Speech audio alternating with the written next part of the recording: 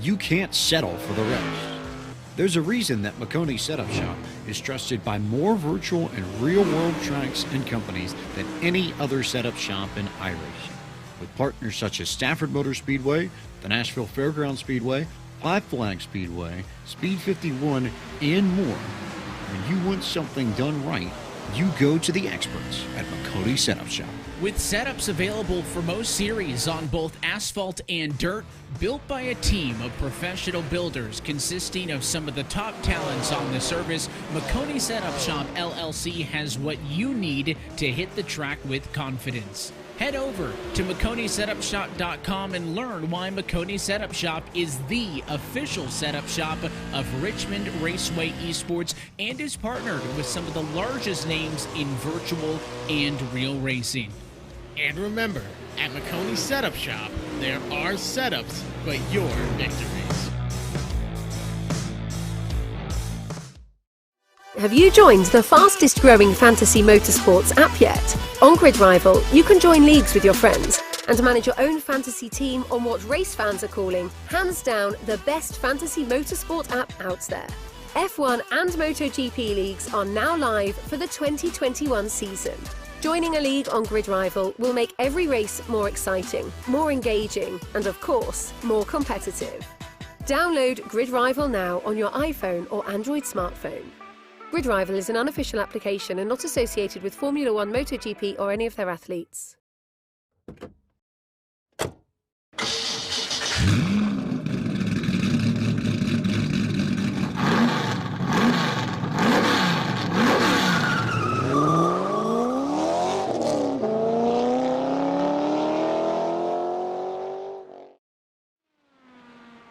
Good evening, ladies and gentlemen. Welcome to Joliet, Illinois, Chicagoland Speedway. Tonight, the Grid Rival IndyCar, ESRA INDYCAR series makes their return after a pretty exciting race 1 week ago at the Kansas Speedway. They're right back on another mile-and-a-half racetrack. My name is Chris Graham with the National Racing Network. It is a pleasure to have you joining us this evening, and really excited to once again have Mr. Patrick Byrne in the booth with us this evening. Patrick, what's going on tonight, brother? Hello. Just getting ready for a real exciting race going to go on.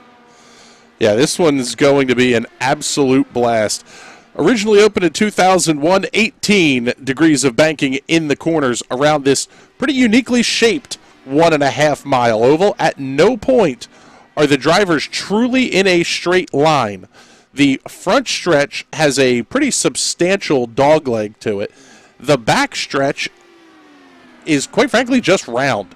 From the entrance to turn 1 to the exit of turn 4, the drivers are constantly turning. There is a very, very short stretch out of turn 4 and into the tri-oval, and then the same thing out of the tri-oval into turn number 1, where these cars will not be making a left-hand turn of some sort.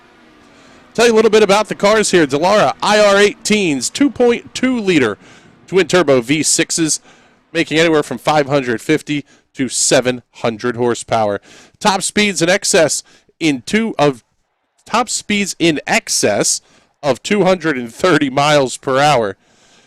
What we're going to be greeted with here tonight, and practice just finishing up. We're really excited here because there's a distinct possibility that the cars tonight could be approaching the actual real-world track record that was set by Richie Hearn almost a couple of decades ago at this point. As the cars roll out for qualifications, let's get you a little bit more information on the series here. This is round number 2 of the Grid Rival ESRA INDYCAR Series Championship. Pick up the number 50 of Charles Teed as he starts his qualification run. Race distance 120 laps tonight. Cautions are admin controlled tonight as opposed to 1 week ago at Kansas where iRacing controlled them. Tonight there will be a live admin handling things. Single file restarts. Lapped cars will head to the back for all of those. Something big that's going to come into play here throughout the course of the night is the pit strategy. Fuel window looks to be anywhere from 30 to 40 laps. Some drivers may try to push it as much as 50, but that's really going to be a stretch. You're going to need a lot of caution help there. 80% is the limit on the fuel tanks. Tire wear, not a concern. Teams do have one backup car. If you have to pit under green, you're looking at losing a lap.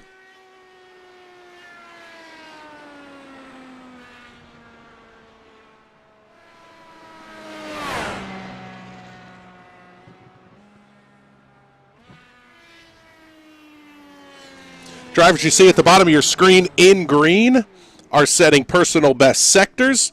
Drivers in purple are setting overall best lap times. Quickest so far, 25 seconds flat for Charles Teed. AJ Muscleman in the 54 is going to slide in within a couple thousandths of a second.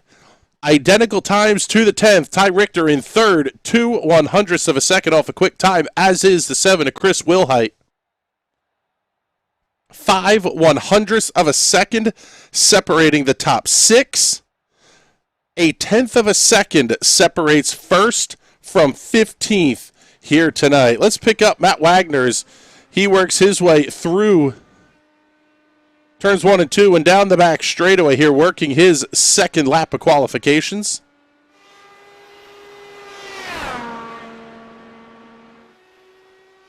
Get you the times up here on your screen.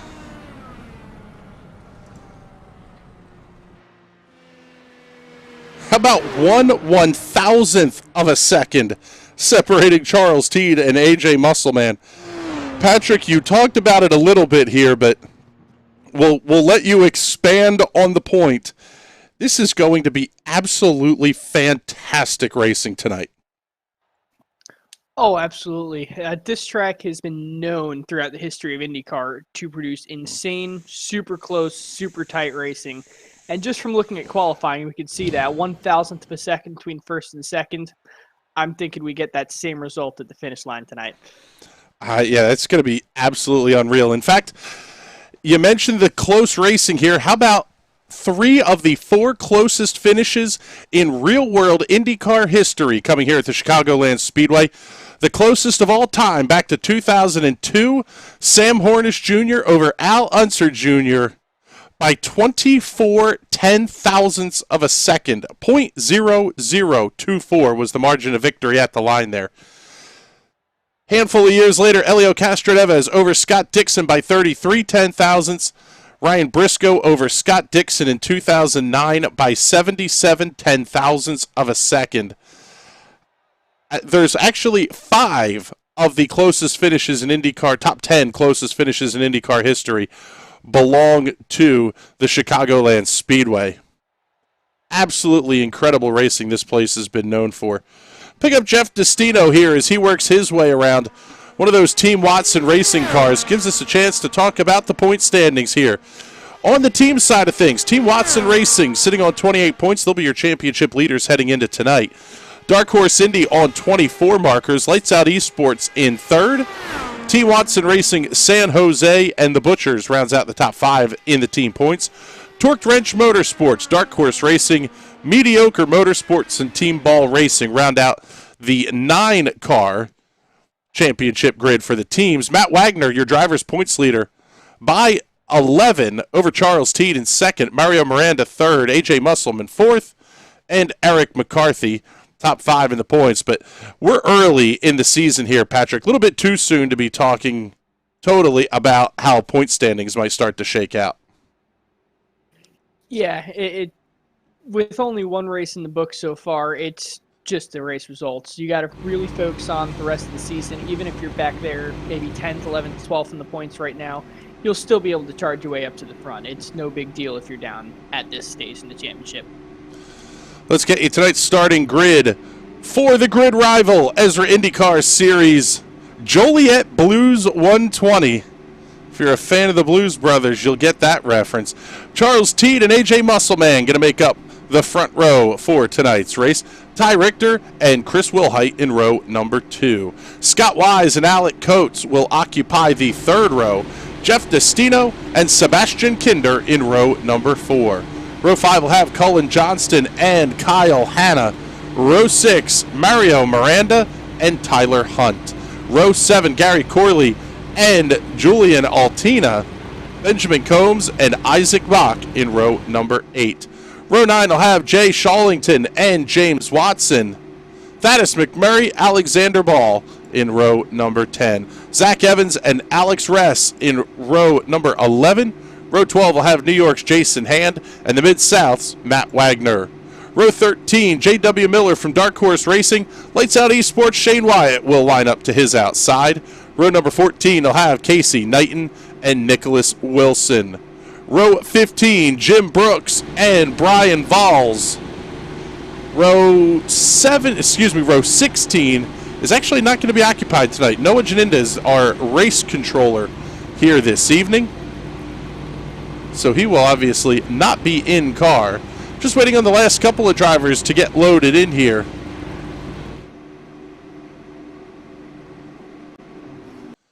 Field's starting to pull away here, and lights are out on the iRacing safety car. This will be a single lap before we get ready to go green here, so I want to make sure we get a big thank you in here to the new entitlement sponsor of the ESRA INDYCAR series, and that's Grid Rival. They're the most in-depth fantasy motorsports manager on the planet. Download on the App Store or Google Play Store today. Once you download, you can search ESRA Indy Series on the league page, and you can actually compete in an F1 fantasy league against your favorite ESRA INDYCAR Series drivers. That's going to be pretty cool. We're heading over there tonight once we complete the second end of the double dip here on the National Racing Network. But first, we have 120 laps coming up here for the ESRA INDYCAR Series.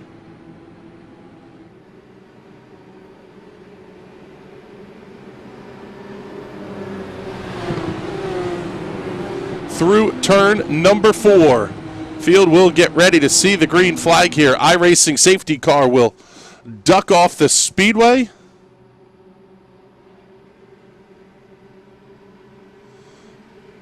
Charles Teed brings them down nice and slow. Green flags in the air. We're underway here at Chicagoland.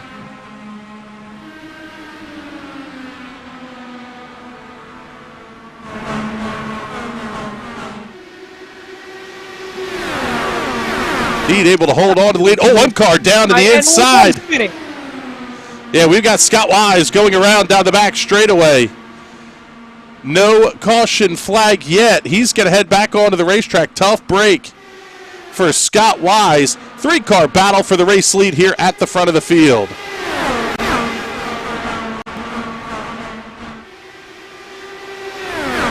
I see that the low line is pretty dominant right now. I'm curious to see if they start to move up to the high side as tires start to wear just a little bit. I've heard from a couple of drivers. Oh, big contact back in the field. Huge hit back in the pack. Scott Wise trying to get off the racetrack. Back to pit road. That's going to bring out a caution flag, and I would say probably a pretty incensed couple of drivers here. Scott Wise was trying to get back to pit road. Let's take a look here. That's the result of the contact. See if we can see. So you can see Scott Wise trying to get back to pit road. Just comes up the racetrack right in front of the field. Absolutely nowhere to go. Ty Richter going to be involved in that one. Couple other cars as well. Oh, man, there's some huge hits back in the pack. I would assume... That almost looks like a Kevin LePage incident from NASCAR way back in 2011. Yeah, that's putting it mildly. Like I said, we're going to see some pretty upset drivers here. I can guarantee that one. Get you a look here at now who is on pit road. Sebastian Kinder currently on his way in, as is Jim Brooks and Zach Evans. Scott Wise is looks to be, yeah, he's back on the racetrack with a repaired automobile. Ty Richter now sitting on pit road, as is Kyle Hanna, Alexander Ball, J.W. Miller, Brian Voles.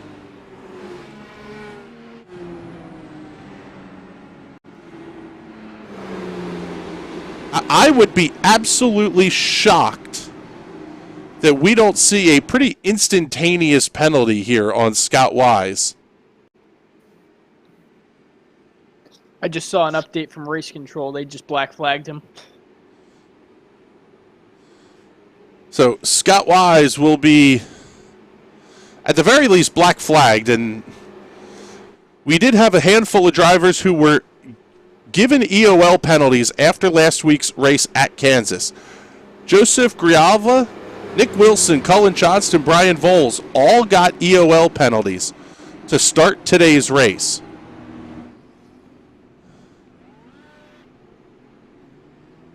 We'll see what comes down the road here for Scott Wise as well, but looks like Zach Evans is back on the racetrack, as is J.W. Miller, Brian Voles, and Ty Richter. Kyle Hanna, Alexander Ball still sitting on the pit road. There's the 81 machine of Kyle Hanna. He had pretty substantial damage, as did the 29 of Alexander Ball. Several other cars making their way out of pit road. Casey Knight and Cullen Johnston and Matt Wagner.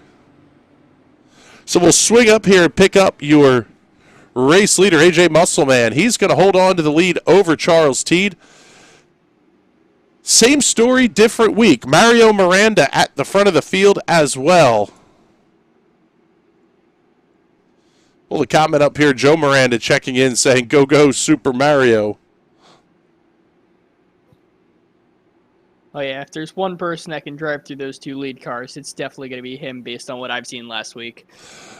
Yeah, Mario Miranda was impressive. I don't think is necessarily the word for it. It really was an unreal drive he had 1 week ago. AJ Musselman, very good. Charles Teed, very good. A little bit of an old school kind of John Menard-owned throwback there that Charles Teed is running. So we'll see here, working lap number 6 of 120. I don't think we're necessarily to a point. I mean, this was so early in the race that I don't know that pit strategy will come into play just yet, but it is absolutely something that these drivers are going to have to think about here. The pit window could open as early as lap 20 if a driver is able to stretch it to 50 laps on fuel. That would require a stop. It actually would be lap 21. That would get you to lap 70. You would make a stop at lap 71, and then you would make it to lap 120. But that's going to be a pretty big stretch here for these guys. Oh, yeah, and even to make that strategy work, you would have to get really, really lucky with a couple of cautions. I think the better option is just to play it safe, get your 3 stops in, especially if you're towards the front of the field. There's no reason to take that sort of risk. Yeah, we actually saw that in the High Slide Cup Series where one driver basically tried to outsmart the whole field, and it just, quite frankly, backfired in an absolutely miserable way. Sometimes you just kind of have to make that. You make the stops when it's time to make the stops, but right now, it's about time to go back to green. Pace car is in. Green flag's back in the air. We're underway once again here at Chicagoland. Great start for AJ Musselman. Charles Teed going to slot in right behind him as well. We'll slide back a little bit here. Pick up side-by-side battle. Tyler Hunt inside of Jeff Destino.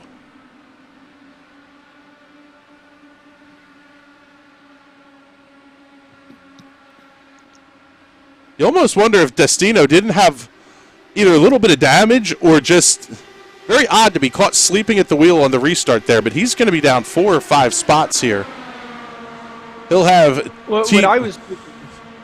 is he was in the fuel map 8, which is your caution fuel saving mode. If you don't change that back to fuel map 1, your car is half the horsepower it normally does, and you'll just be sleeping at the wheel. Yeah, he's already lost a spot to Benjamin Combs. James Watson going to get to his inside as well.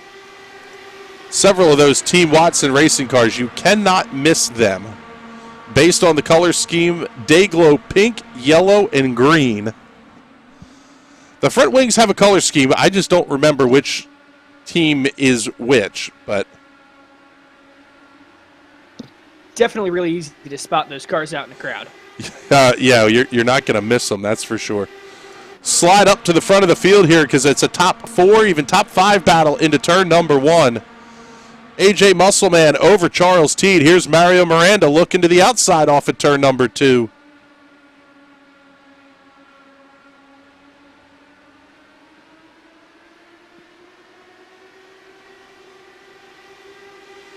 These top 6 cars have broken away by about a second over 7th place, Jay Shallington.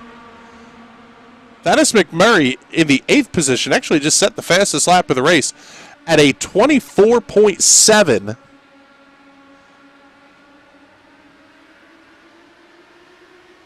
Which, looking at the all-time records, is only about 2/10 off of Richie Hearn's all-time quick lap here at the Chicagoland Speedway.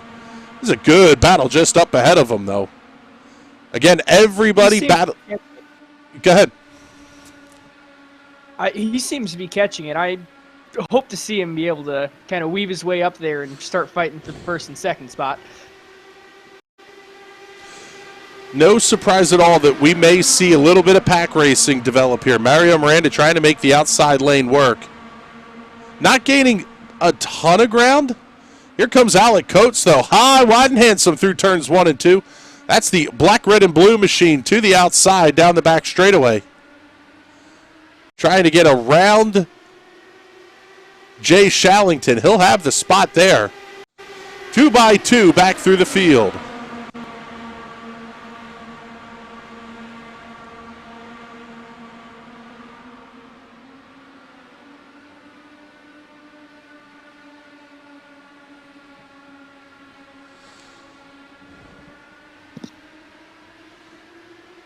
Looking to the almost looks like a stock car, the way they're sitting just 2 by 2 for about 3 rows back. It's absolutely insane that they're doing this at these speeds. Yeah, actually, let's slide up here, pick up Mario Miranda, because he's going to try to fight for the race lead. We can show you the dashboard on this car, currently at 218 miles an hour. Absolutely no reaction time when something goes wrong. Miranda's going to have Tyler Hunt on his rear wing. He'll definitely get the drafting help here.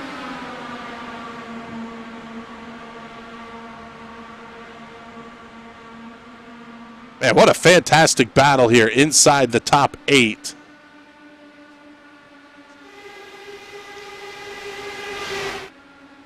A lot of cars making some pretty big moves back in the pack as well.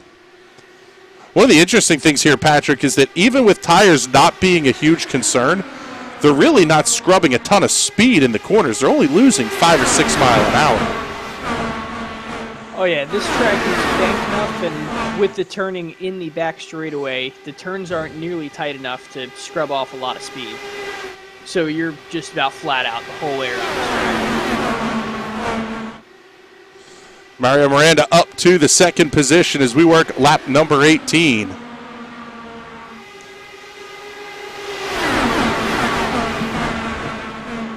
Oh, big wiggle out of Tyler Hunt. He's hard into the outside retaining wall. Also collected in that is going to be, I believe, take a look here. Tyler Hunt having to tow back to the pit area. Julian Altino way slow down the backstretch. Zach Evans, I think, may have gotten a piece of the action there.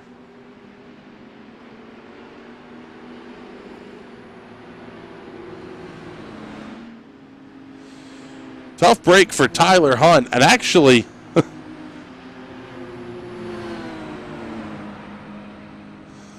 see if we can get you a Hot Shoe Racewear instant replay here.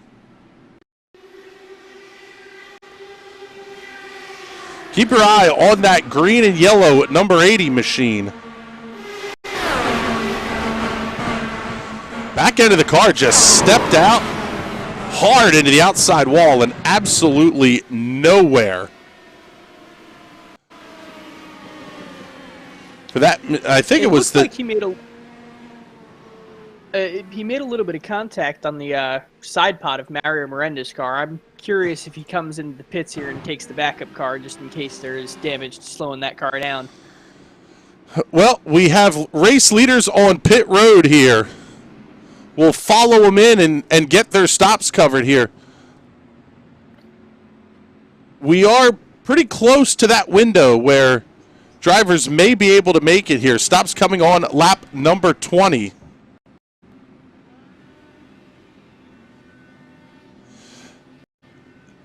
That was a little interesting. Seeing AJ Muscleman hold up at the end of pit road, I think to let Mario Miranda come around him. There's no possible way he could have been counting how many cars came past him, was there? Some drivers are extremely, extremely talented at it, or he might have a crew chief in his ear telling him when to leave the pits. He might have wanted the inside line or even the outside line, just try and get a run and a jump out of the gate on the green flag. Yeah, interesting. We're playing strategies within strategies here. At the front of the field now, Shane Wyatt also going to come down pit road, as is Jason Hand.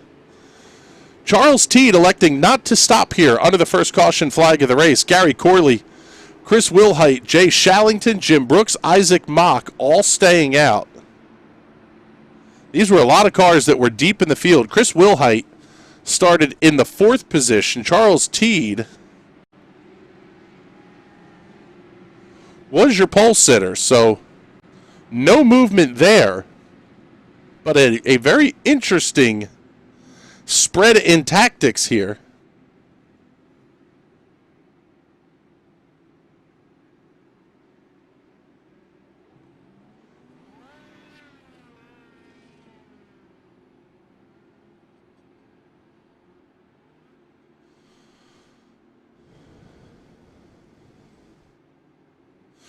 Let's get you the pit stop gaps here and what laps all the drivers came in. And we're actually going to start with 6th place Isaac Mock.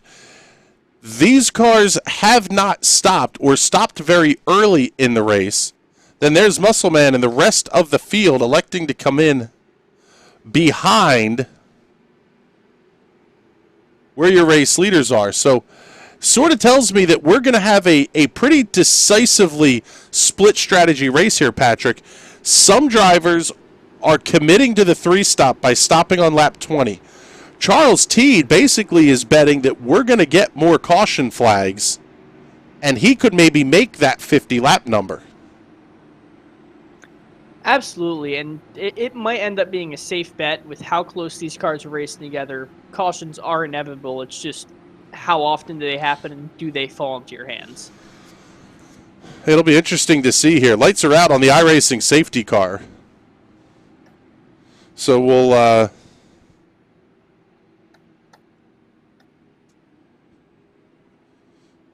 get ready to roll back to green flag action here.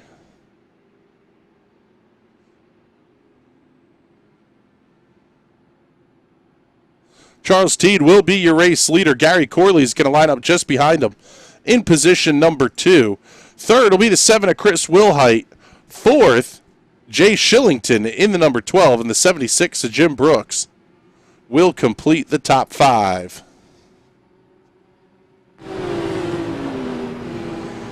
Everybody getting up against the outside safer barrier in turns 3 and 4. You can pass on the outside before the start-finish line. Once you pass the start-finish line, where it's a total free-for-all, we're back to racing. It's a good getaway for Charles Teed. Gary Corley going to hold in there as well. Let's keep an eye back here on AJ Muscleman. Yeah, they don't restart double files, so I don't know why Muscleman would have stopped there at the end of pit road. We'll have to check in with him on that one. Side by side just ahead of him, Isaac Mock. Julian Altina going to battle.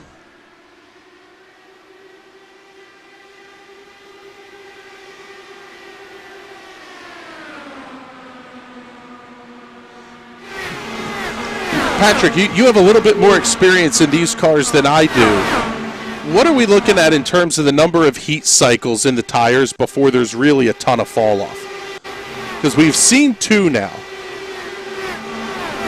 I'm not super familiar with the IR18s on the oval side. However, I do remember with the DW12s, you can get about 5 or 6 heat cycles through the tires, and they'd still have almost full grip. However, anything after that, and it was almost an instant fall off for your tires were basically big rock chunks on the car. Take a look here. Jim Brooks, Jay Shallington, Julian Altina. Altina to the outside, going to try to come around Shallington off of turn number 4. He'll get that pass completed. AJ Musselman and Mario Miranda. Sorry, Mario. I'll get your name right, I promise. 3 wide off at 2 down the back straightaway. Ooh, who backs out of it? I don't know that anybody backed out. Miranda was just that much quicker off the corner. Julian Altina, Jim Brooks, going to continue that fight as well. Charles Teed not able to open up a real big lead here. We'll just slide a little bit forward and show you where the race leader is here. Come back, pick up Julian Altina. Chris Wilhite. Well, that was Jim Brooks getting up into the outside retaining wall down the front stretch. Keeps his foot in it. I'll tell you what, Patrick, it's not surprising to see the field widening out as far as they are, but got to be a little bit nerve-wracking all the way up there against that outside safer barrier. Oh yeah, Mario Miranda, he's running almost to Kyle Larson line right against that outside wall, and it seems to be working well for him. He's made a couple of passes up there as he's looking to make one right now. Seems like he backed out of it and come through.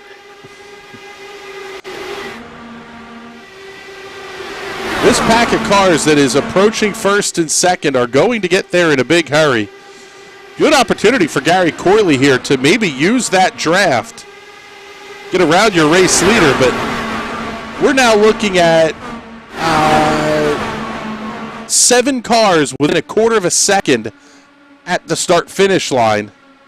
10 cars within a half second of each other. You've got to go all the way back to 14th place Alex Rest to find 1 second on the racetrack.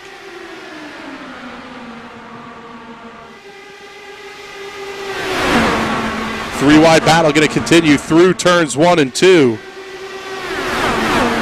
Charles Teed able to hold on to the race lead out front here still. Gary Corley shoots up. Tries to cut the momentum off of Julian Altina. Only so many times you can throw that block before somebody's going to get into you, even if it's a netcode issue. Oh, absolutely. The more times you block on the same driver, that driver starts lifting less and less each time you do it. Miranda up hard into the outside wall. He's up and over down the back straightaway. Huge crash for Mario Miranda. So they're still wrecking behind him.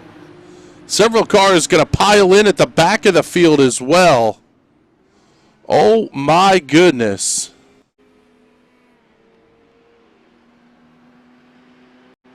That was absolutely huge. Let's get you the Hot Shoe Racewear instant replay here.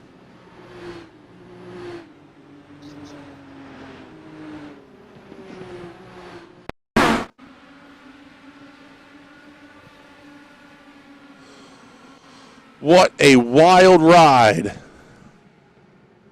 for Mario Miranda. He will have the backup car that he can go to, but it's never something you want to have to use this early in the race. Get you one more look here on board.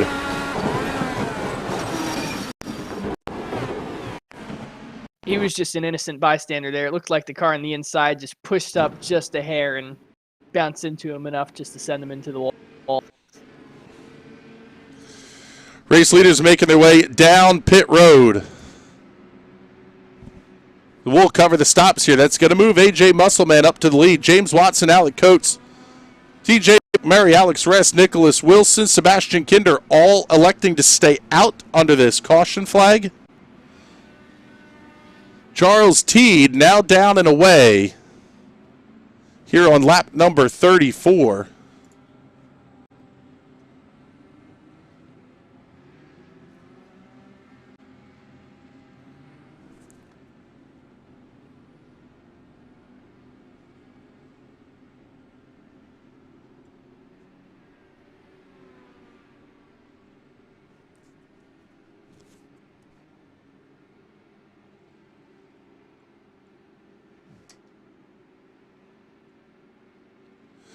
So it looks like now all of the leaders have committed to the three-stop strategy. See if we can't get a word in here with Mario Miranda. Mario, Chris Graham in the NRN booth, do you have a copy on us? Yes, sir, I do. All right, bud, tough break there down the back straightaway. What did you see from your point of view? He was complaining about me about 4 laps earlier about trying to make it 3 wide, and I understood that, but he was holding it up so bad, and I felt like I had the quicker car, and I finally get next to him, and he couldn't even handle 2 wide. So I don't know, he just washed up and hit me. Well, tough break. You do have the backup car at your disposal here, so good luck here making it back towards the front. Yeah, thank you. 3 laps down isn't easy to come back from, but I plan on doing it. All right, there you go. I was gonna say that's Mario Miranda. He's telling us he's gonna put on a show. Zach Evans checking in here in the comments. Some nights you're the aero screen, some nights you're the bug. Guess I'll get some little 500 practice in. Thank you very much for the shameless plug there, Zach. Coming up this Sunday, the McConey Setup Shop, Little 500, exclusively here on the National Racing Network. 500 laps for the ground-pounding, all-American iron 410 sprint cars on the pavement at Southern National. That race is going to be absolutely epic. Going to have National Sprint Car Hall of Famer Lance DeWeese on the entry list, which is going to be pretty cool. Really looking forward to that coming up this weekend. In fact, today is poll day. That server is currently open, actually. So drivers will have 2 attempts tonight and tomorrow night to lock themselves into the field. We're looking forward to a whole big week of racing coming up here on the National Racing Network. Tomorrow night, we have, actually later on tonight, we have the Indy Pro 2000 official series from the legendary WeatherTech Raceway Laguna Seca. Watching the PM18 scream through the corkscrew is going to be a ton of fun. Tomorrow night, live racing, radio style from Linda Speedway out in Jonestown, Pennsylvania. A whole lot of racing coming up this weekend. We have the Little 500 broadcast, and then we're going to follow it right up with the High Slide Cup series.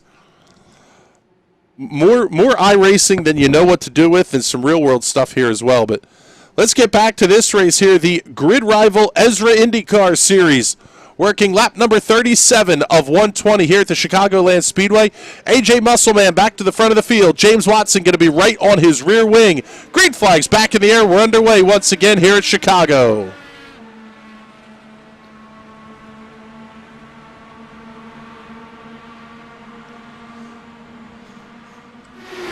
What an absolutely awesome start by AJ Muscleman. That was, he pulled out almost a second on him just at the drop of the green. Oh, they're really tight here back in the pack.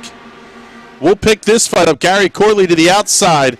Chris Wilhite to the inside. They're going to have Benjamin Combs right behind them. Almost making contact down the back straightaway.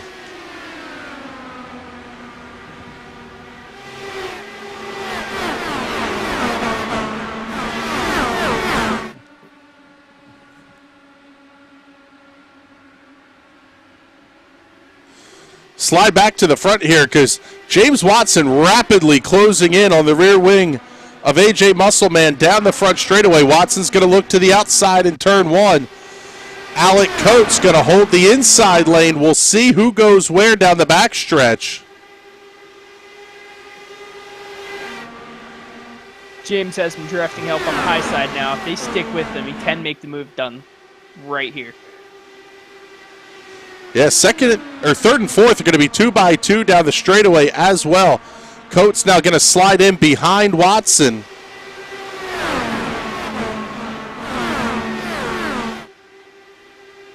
Fantastic battle here at the front of the field. You can see on the wide shot there, just about everybody else, single file, or if they are splitting in the corners, they're back in single file down the straightaways. So we're going to stay right here at the front. Looks like Gary Corley may have had a little bit of an issue. He's now back in the 17th position. Locked in a tight battle with Casey Knight and Isaac Mock, Jay Shillington as well. Those battles a little bit deeper in the field, though, so we'll stay here up front. And no surprise, Patrick, the first couple of laps after the restart, it seems like you can't get anything accomplished. By the third or fourth lap of the green flag run, we're back to 2 and 3 wide throughout the front of the field. Oh, absolutely. Once everyone starts to get that draft in, it becomes really easy to just get sucked back right into a pack. Nicholas Wilson to the inside of Alec Coates. He'll get the pass done down the front straightaway. Trying to go 2 for 1 as they go into turn number 1. He looks outside at James Watson. Huge run for the 83. Wow. A lot of power in that car. You almost wonder here if some of the drivers aren't getting into a little bit leaner of a fuel mixture. Maybe trying to save some fuel here to shorten up that last pit stop. Oh, absolutely. That last pit stop, if you only take fuel and you only have to put a splash or a little bit more than a splash on it, you can gain tons of time on the rest of the cars in the field, and hopefully that gets you the win tonight.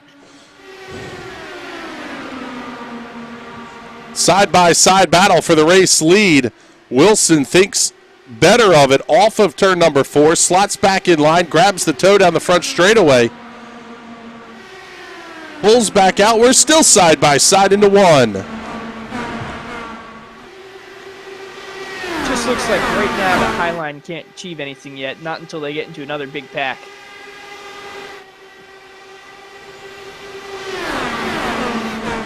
Common men doing uncommon things at 220 miles per hour here at the Chicagoland Speedway. Nicholas Wilson looking to the outside for the race lead. Not quite close enough to make it work. You almost wonder when that second lane's going to come in, because the more they run it, the track temperatures will start to even out a little bit, and that lane will get very, very good at some point in this race.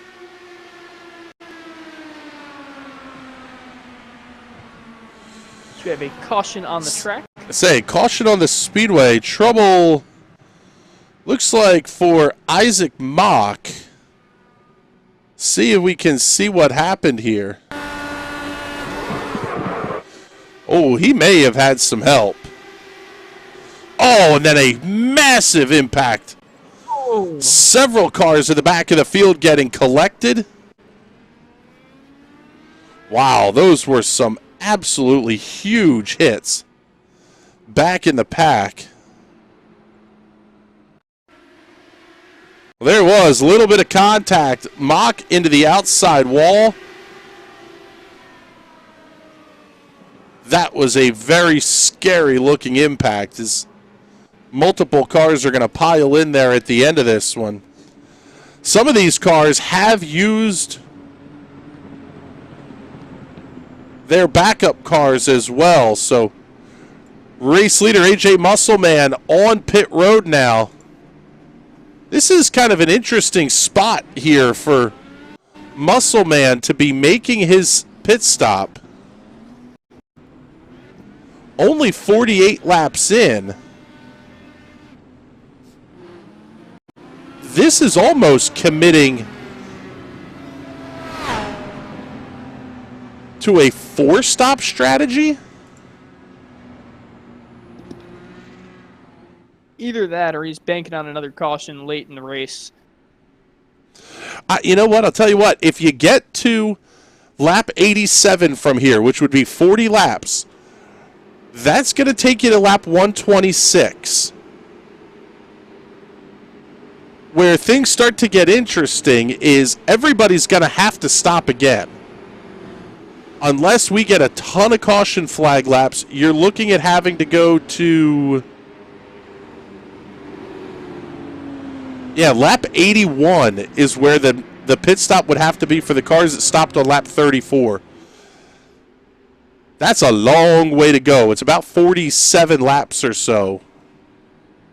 It'll be interesting to see who decides to make what strategy play work here. Let's see if we can't get...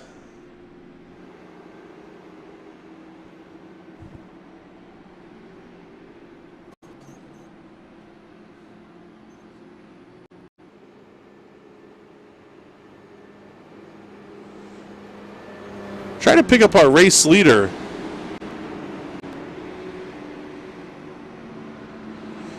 Charles T, this is Chris Graham in the NRM booth. Do you have a copy on us? I do. How's it going? We're doing all right, buddy. Interesting here that we have two different sets of race leaders on two completely different strategies at this point. Are you trying to make this a two-stop race, or are we giving away state secrets if you answer that? Oh, no, we certainly are. I mean, we're going to try. It seems like yellows are coming out about every 15, 20 laps, so I think we will get one green flag run with green flag stops. I hope it's on their stop would be ideal, but we'll see how this thing goes. it was super unfortunate with that first caution where someone was losing their car and drove up across the track and I had to lift and allowed AJ to get around me. Because it's really hard to pass the leader. We got a fast car running around the top. We were coming to AJ anyways. I don't know if we were going to be able to get there, but we're going to see how this thing plays out. All right, buddy. Well, good luck the rest of the way here. Hopefully we're talking to you again at the end of it. I would love that. That'll be a lot of fun. Thanks, gentlemen.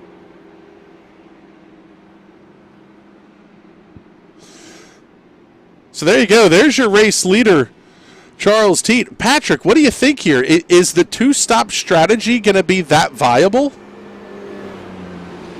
What he was talking about, would it cost in every 15 to 20 laps, just doing some quick napkin math in my head, it does seem like it can work, and obviously it's put him right back in the lead, so it'd be cool to see if he can hold it there. Yeah, it basically, like he said, it's going to boil down to if you get the long green flag run, whose pit stop cycle does it fall under? You basically need to be at the front of the field when the long green flag run ends, is what it sounds like. Yeah, under that green flag run, if the caution were to come out towards the end of it, you do not want to be caught a lap down with a whole bunch of other cars. That's one way to end your race really quickly. They're getting ready to go back to green flag racing. Charles T., Jim Brooks, Chris Wilhite, Benjamin Combs, Jeff Destino, your top five. Oh, one car not getting going. That was Jim Brooks. That's going to let Charles T. get out to a massive lead. We'll see how quickly the pack's going to catch up to him, but Combs looking inside, looking outside. Going to settle on the outside move. Through 3 and 4, not close enough to attempt the pass.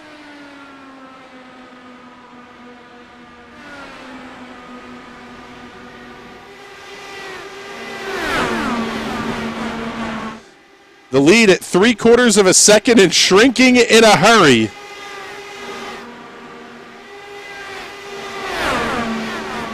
Combs still looking. I don't know if that huge gap is what you want at a track like this. If that field gets an extra 10 miles an hour or so on you being in the draft, you're just a sitting duck out there. I know he said it's hard to pass, but that might make it a little too easy. I was going to say, there's hard to pass is when you get there. The difference is these guys may come with a massive head of steam. You almost wonder if Teed wouldn't back off to like a fuel map 3 or something. Run the car a little bit lean, let them close up little by little, and then go back onto the loud pedal.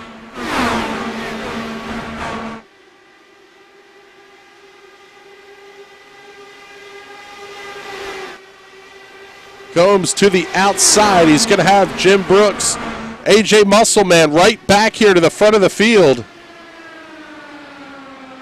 Muscleman going to look inside of Brooks down the front straightaway. Makes that pass look easy. What's he going to do for the encore here off of turn 2?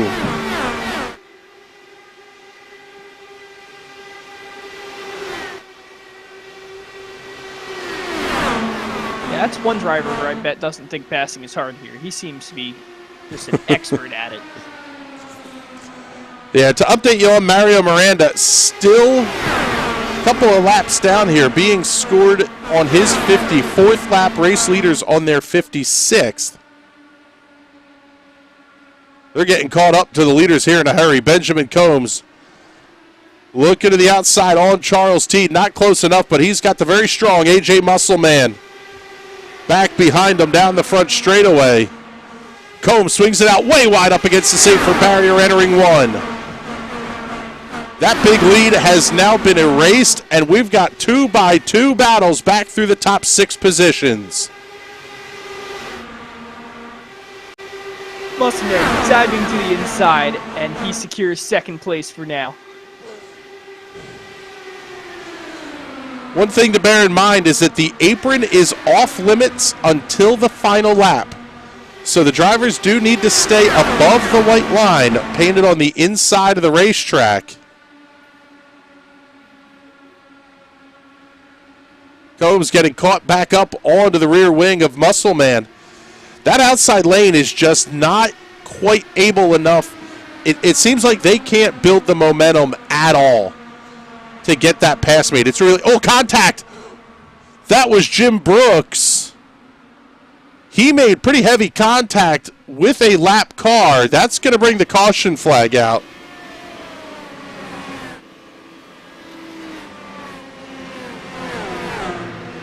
He's falling right in Charles Teed's lap. Like you said, about every 15 to 20 laps. Wow, brutal net code. Several cars going to get wadded up in the back of that one.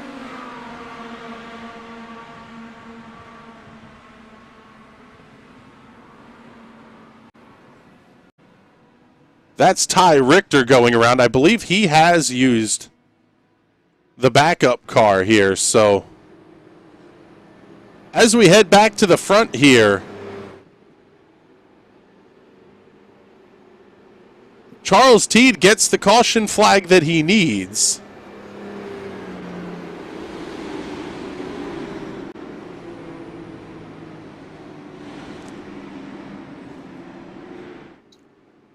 But he's going to come down pit road here at lap number 60.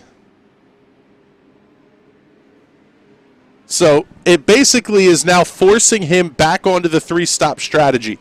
A pit stop here is only going to get you to lap number 99.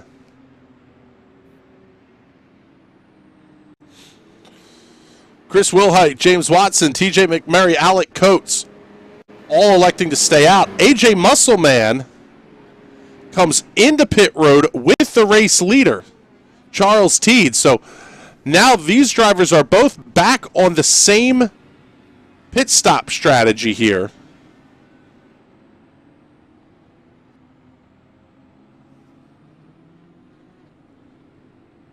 So the drivers, and this is probably going to be easier to show you in a graphical format here than trying to explain this all the way down.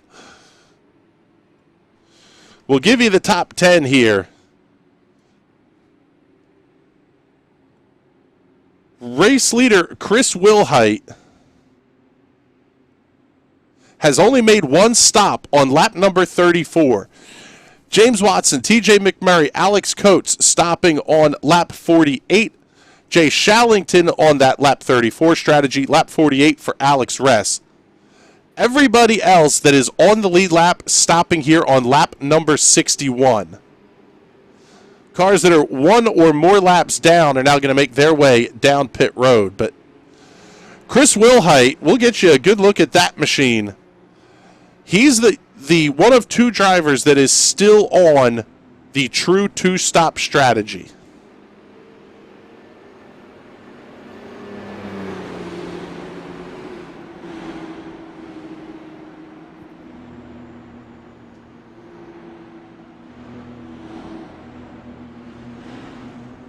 seems by my math, he's only going to be able to make another 10, 15 laps of green flag racing. So if he doesn't get that caution, he's going to have to pit under green. And if everyone else isn't pitting, he is going to go a lap down or more. Yeah, let's see if we can... Let's see here. Yeah, we got another lap under caution here. So let's pull up second place running. James Watson in here. And James, you're on a little bit different strategy from the race leaders at this point. Are you thinking you can make it on one more stop? I definitely think I can, because I'm pretty sure that we can go 40 laps on a tank of gas. So all I need to do is just make it around lap 80, and I should be good to go. I've still got a pretty decent amount of fuel left. It is a very interesting play here, because now you have Charles Teed, AJ Musselman, your race leaders, back behind you. Does it concern you at all that you can hit a situation where just everybody is running the same speed and you get caught out by the yellow? Yeah, but that's always been the case. I mean, I've been caught up by that a couple of times last season, so it's nothing really new to me. So I'm just trying to do the best I can with my strategy and hope I catch a little break. All right, bud. Well, good luck the rest of the way here. Hopefully we're talking to you at the end. That's James Watson currently running in the second position. Chris Wilhite at the front of the field. First time we've seen that number 7 machine in the race leading position. Tonight, TJ McMurray, Alec Coates, Jay Shallington, your top 5. Alex Resch, Charles Teed, AJ Musselman, Benjamin Combs, Jim Brooks, the top 10. Huge swings in where drivers started versus where they are currently running. Jim Brooks is your hard charger of the race so far, up 19 positions to claim that Grid Rival Hard Charger Award.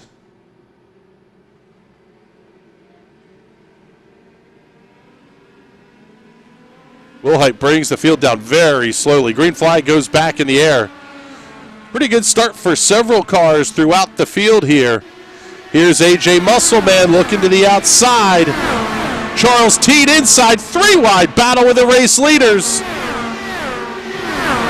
2 very quick race cars flying around Alex Rass. Oh man, they're banging wheels back there too. Fantastic fight here. Sorry.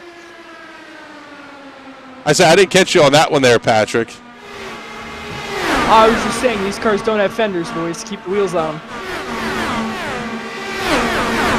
Checking into the comments here, Isaac Morris says, why ask race leader for strategy mid-race?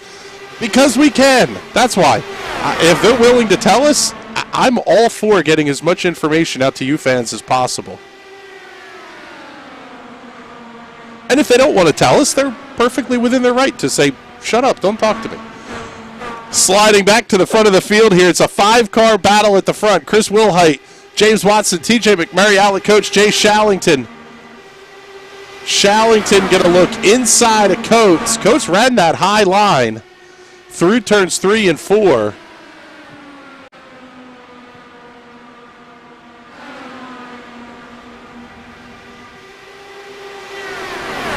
Slide back a little bit here. Go ahead. Like they're trying to run that high line in, try and get something moving for the end of the race, try and make a move on the outside coming out of fourth.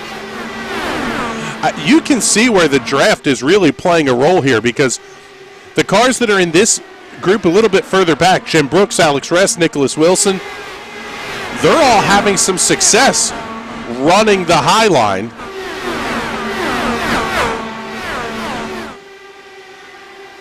It's going to come in. It's just a matter of when are we going to see it here.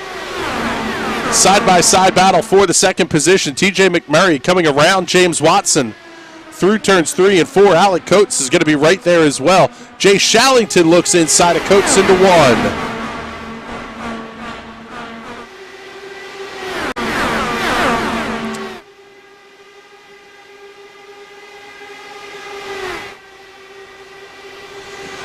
Yeah, there's a little bit more of an explanation here. Oscar checking into the comments says, just go, no way am I getting to the end. And then go to the end. drivers are allowed to lie to us too. I mean, that's part of the game here. Everybody knows a little bit of what's going on here. Race car drivers are some sneaky people sometimes. Yeah, you could say that one again. This battle is absolutely fantastic. Charles Teed has worked his way back up to the 4th position. Oh, one car bangs it off the outside safer barrier on corner entry into 1. Absolutely insane racing here. Interesting one is AJ Muscleman. He's still back in the 11th position and seems very content to ride there. A little bit before, it almost looked like Muscleman and his name slipped me right now, but it looked like both of them were fuel saving, just trying to sit back, avoid the next wreck, and try and make it to the end. Gary DeMoss checking in the comments says he's just here to see who wins the Big Smooth Move Award of the race. I think we can give that one out, but there may be more, well, we'll say running out of talent to come later on in the race here. So we'll hold off at least a little bit anyway on that one. This lead pack is absolutely insane. They're now running the full 2nd and 3rd groove here around the Chicagoland Speedway. I'm really just kind of floored, though. They cannot get past the leader. It's almost like in a stock car when you get to the leader and you just can't get past them. The Indy cars really shouldn't punch that kind of a hole in the air. It should be a little bit more streamlined, I guess you would say. So kind of interesting to see the difficulties in getting past the race leader. Clean air is king, especially with these new style Indy cars, the IR18s. They just absolutely love clean air. As soon as you get the dirty air, the car doesn't want to turn. It wants to plow straight through turns. And the draft isn't as big as it was with the DW12, so you're not getting as huge runs as you were before. Benjamin Combs to the inside of Charles Teed. This racing getting very aggressive now here at the front of the field. Chris Wilhite able to hold on to the race lead, and kind of what this tells me, Patrick, is you need to really not be anywhere but the race lead when we get down to just a handful of laps to go. Oh, absolutely. That would be the #1 spot to sit. Honestly, I don't even know if I'd want to be sitting 2nd or 3rd. There's just nothing you can really do about it at that point. However, this track is known to put on some great racing. I wouldn't be surprised if they get a 2 or 3 car draft train going on the top and make something work on turn 4.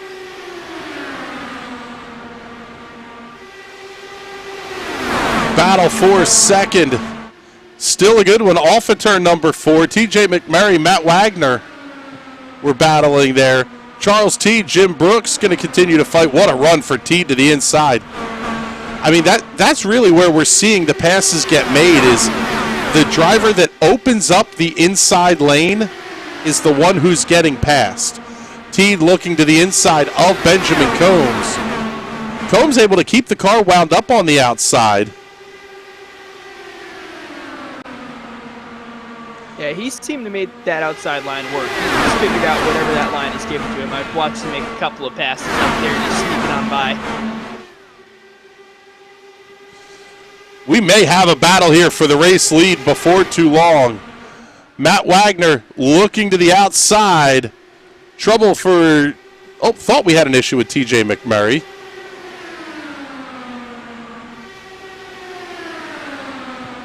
Closest duel we've seen for the lead all night. Matt Wagner to the outside. He'll get it by about half a car length as they head into turn number 3. Is Benjamin Combs crazy enough to make this a 3-wide battle for the race lead?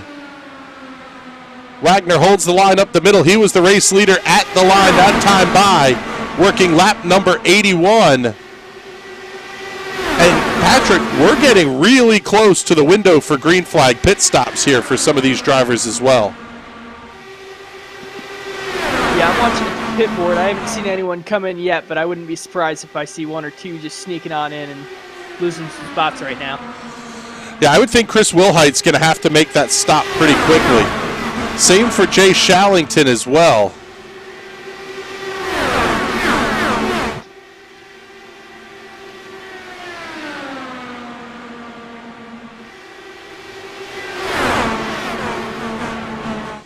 Here comes Chris Wilhite onto pit road. Oh, big move there. Nicholas Wilson. Holy cow.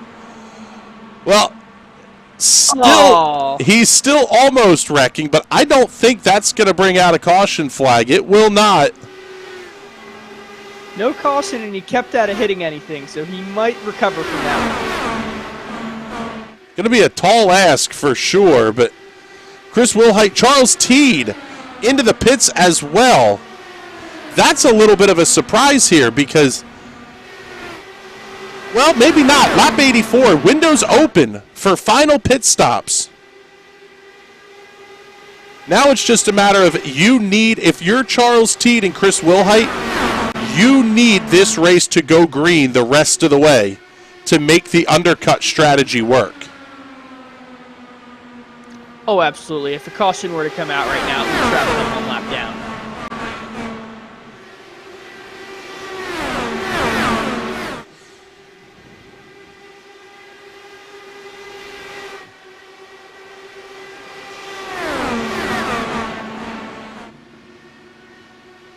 For next car that's going to go another lap down actually is 16th place running Charles Teed.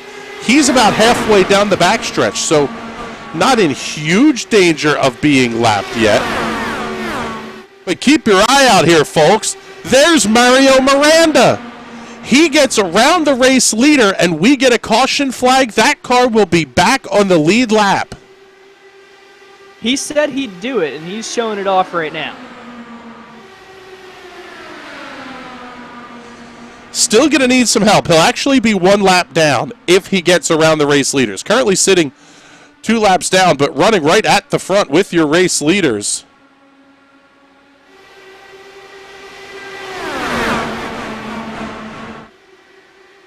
By making the stop on lap 84, lap 85, the drivers that have come into the pits are good for a green-white checkered finish. So now it's just a matter of when do you make your stop. Unlike the road courses where the undercut will see everybody else fly onto pit road, the ovals, you're going to try to trap those cars a lap down, especially one that's been as strong as Charles Teed has been here tonight. Oh, absolutely. If you can eliminate one driver from the competition, especially a really confident driver, you've just almost doubled your chances of winning, especially with how hard it is to pass the leader at this track. That was a big fat P-bizzle by Benjamin Combs down the back straightaway on AJ Muscleman. The blocks are out in full force here. Jim Brooks going to throw one on Mario as well.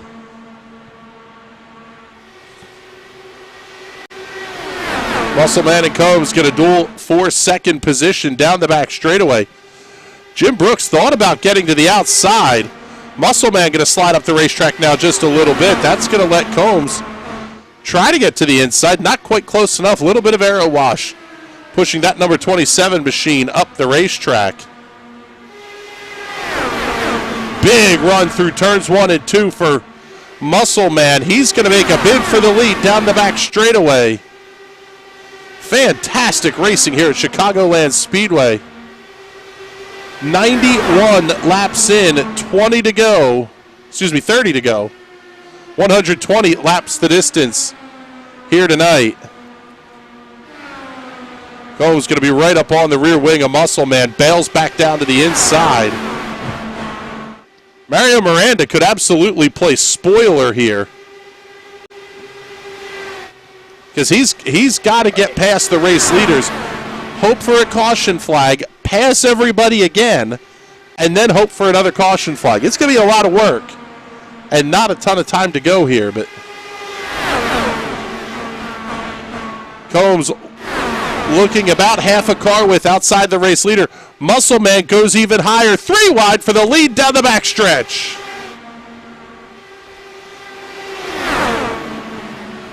Combs slots back in. He's going to hold on to second. Miranda and Brooks going to all stay in line. Next set of pit stops currently ongoing. Alec Coach, James Watson, TJ McMurray, Alex Ress on pit road. Here's Benjamin Combs looking to the outside. He's in a really tough spot right now. As much as he wants to pass these leaders, you do not want to be known as the guy that wrecked the leaders trying to unlap yourself. It is a really bad look for yourself. I wouldn't blame him if he just sits back, but I'm hoping to see some crazy moves at him. Yeah, this is one of those deals where, I mean, it's still early in the season, but Miranda third in points. Tonight running in the 16th position, and Matt Wagner, one car up into the outside wall. That was Jim Brooks. He's going to slide down to the infield. Matt Wagner, the points leader, is currently the race leader. Charles Teed, who is second in points, a little bit of an off strategy, but Teed back in the 11th position. This really could be a huge points night here for Matt Wagner, with the big question mark of that final pit stop still to go yet. Yeah, only 8 cars left on the lead lap. They're the only 8 that still need to take a pit stop. Jim Brooks is into his pit area. We'll see. I don't know if he had the backup car available to him still.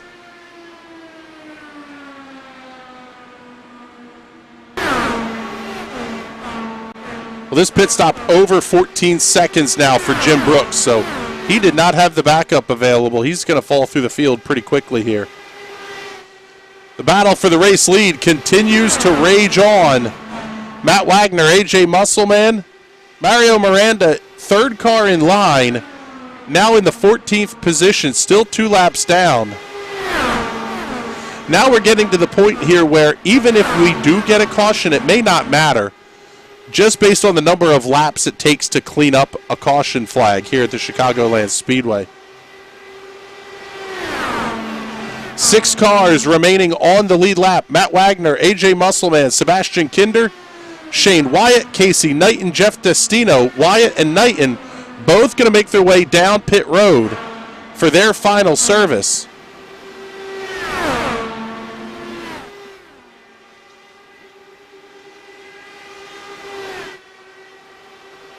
Race leaders continue their fight.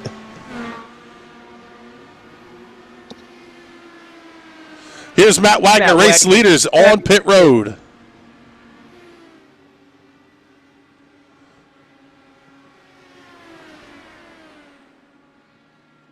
We'll cover his stop. Wagner hits the marks cleanly.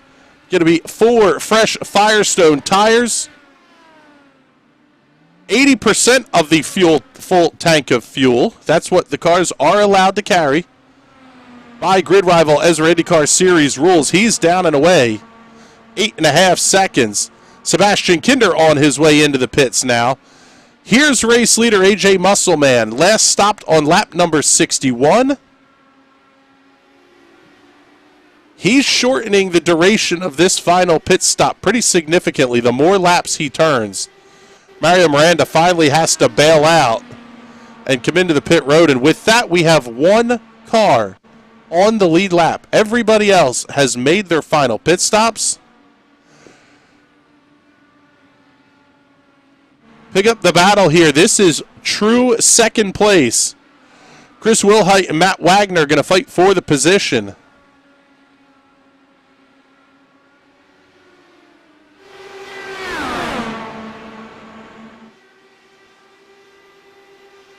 Now it's just a waiting game. When do we see AJ Musselman make his final pit stop?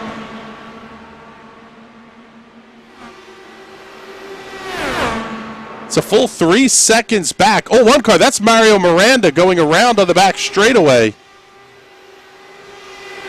No caution. Yeah, we stay green. AJ Musselman into the pits. Race leader is pit side for the final time.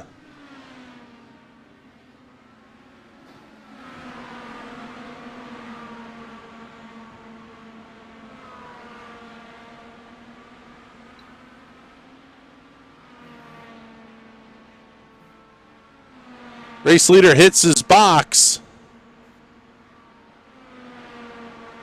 Looks like he made contact with somebody on pit road. Yeah, he had to jump into the pits as well. AJ Muscleman, very, very slow stop. He's over 20 seconds.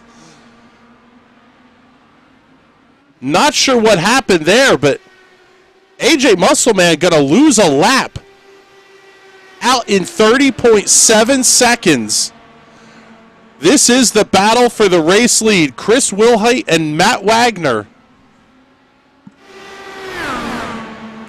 I wonder if Muscleman had a problem getting on the pit road and got a penalty for speeding, entering, or even any time during the pits.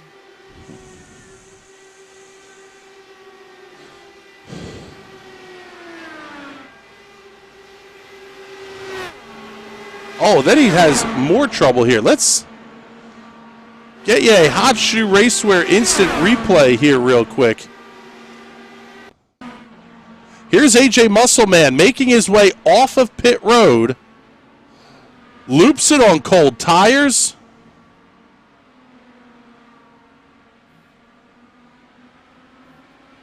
And that's it. He jumps back to the pit area.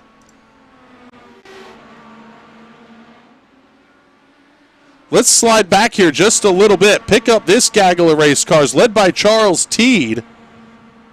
Oh, man, big wiggle for TJ McMurray. In fact, he spins it, gets it up into the outside retaining wall.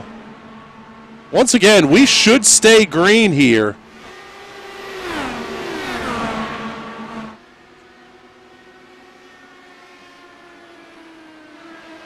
Just back behind Teed, Casey Knight and Benjamin Combs. Alex Ress. We've got a dual side-by-side battle for the race lead. Chris Wilhite, Matt Wagner. Lap number 110 on the scoreboard. It'll be 10 to go next time by. Looking to see if he'll be able to make anything work on the high side with not that many cars following behind him. I was just going to say that the entire complexity of this race changed dramatically over this last round of pit stops. AJ Muscleman, I believe, made contact with somebody on pit road.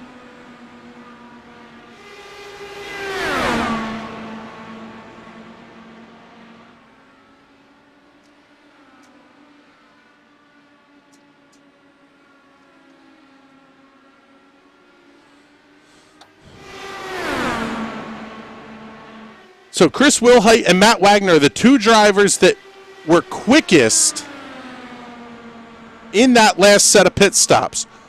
Wilhite, 8.82 seconds, 8.5 seconds for Matt Wagner in second. If I'm Matt Wagner, I'm almost content to run second here. Charles Teed, who is your closest championship rival, 11 points back, running in the 5th position. Mario Miranda, I believe, either out of the race or well back anyway. Currently running in the 18th position. AJ Muscleman, 4th in points, 19th, and just now pulling out of his pit box after a minute-plus long pit stop. Eric McCarthy, not even entered in tonight's race. He's 5th in points. This is shaping up to be an absolutely massive night for Matt Wagner here.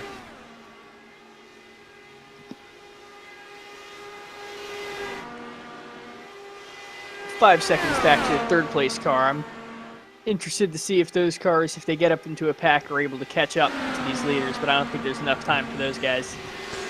Yeah, there may not be. I mean, this pack is dueling hot and heavy here. Charles Teed, Benjamin Combs, Alex Ress, Casey Knight, and Jay Shallington, Sebastian Kinder, all in this fight.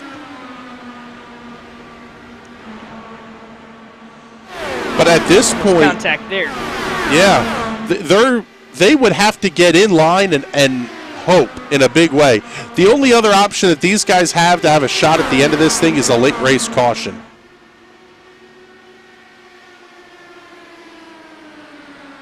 Combs looking to the outside of Teed down the front straightaway, tries the side draft into turn number 1. Something that's very effective in the full-bodied stock car world, not so much here in the Indy cars. Teed runs a little bit higher line through 3 and 4, forcing Combs up the racetrack. Chris Wilhite's opened up a 0.2 of a second lead over Matt Wagner, so we'll stay right here with this battle, 5th, 6th, 7th, 8th, and 9th on the racetrack.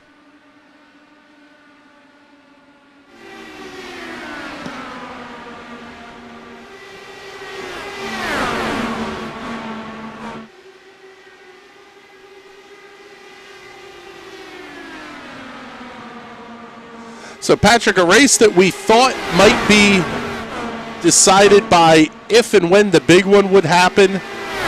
Maybe a fuel run. Sometimes that plays out on the 1.5 miles. This is really boiling down to execution. Chris Wilhite, Matt Wagner, both have just been fantastic tonight. Watching the leaders take the white flag right now. They are too wide. Matt Wagner is coming on the high side looking for the move. Through 3 and 4. I can't believe we're already at the final lap. Off at turn number 4. Drag race to the line. Who's it going to be? Oh, what a finish. Chris Wilhite picks up the win by 4/100ths of a second over Matt Wagner. Wow. What a run to the finish. Get you the Hot Shoe Racewear instant replay of this final lap.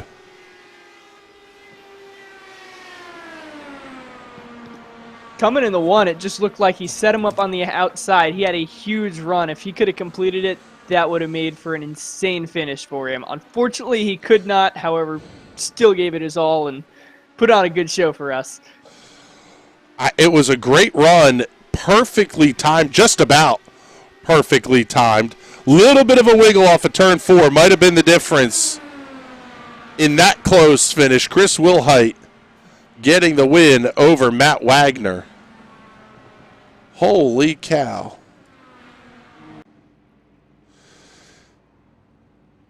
There's your top 3 plus 1 pulling up front here for the victory lane photos. Let's get you your results here. Chris Wilhite is your race winner by 39/1000ths of a second over Matt Wagner. Shane Wyatt comes home third, 5.5 seconds back of the lead pair. James Watson, Charles Teed, Benjamin Combs, Alex Ress, Casey Knight, and Jay Shallington, and Sebastian Kinder, your top 10. Jeff Destino, Alec Coates, Scott Wise, Nicholas Wilson, and TJ McMurray back through the 15th position. 16 through 20, Alexander Ball, Jim Brooks, Mario Miranda, Brian Valls, and Colin Johnston. AJ Musselman, Jason Hand, Ty Richter, Tyler Hunt, Kyle Hanna through the 25th position. 26, Gary Corley, 27th, Isaac Mock, Julian Altina, 28th, J.W. Miller, 29th, and Zach Evans in the 30th position.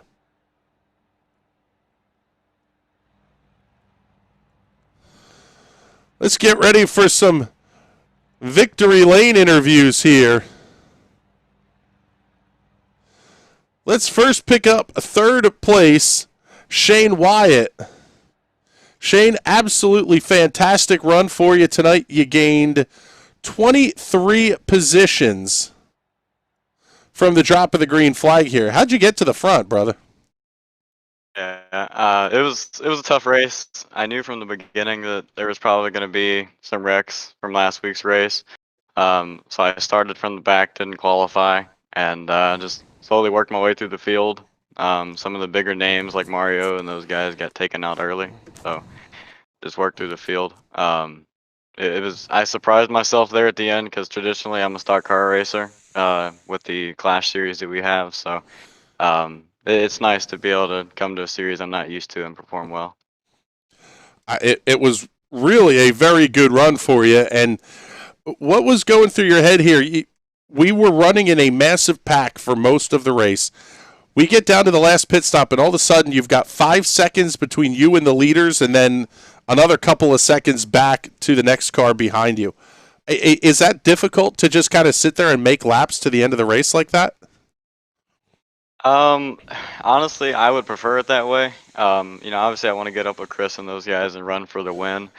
But those last 15 laps after that pit stop, I was just praying for there not to be a caution, because I knew with a caution, you stack everyone back up on a little bit older tires. That's just recipe for disaster and to tear stuff up. I still had a faster pair at the end too. I never used it, so that was something that I could fall back on as well. So overall, it was a pretty clean race for me, and I hope to carry this momentum to Watkins next week. Well, a fantastic show for you tonight here, brother. Congratulations on the podium. Who would you like to thank?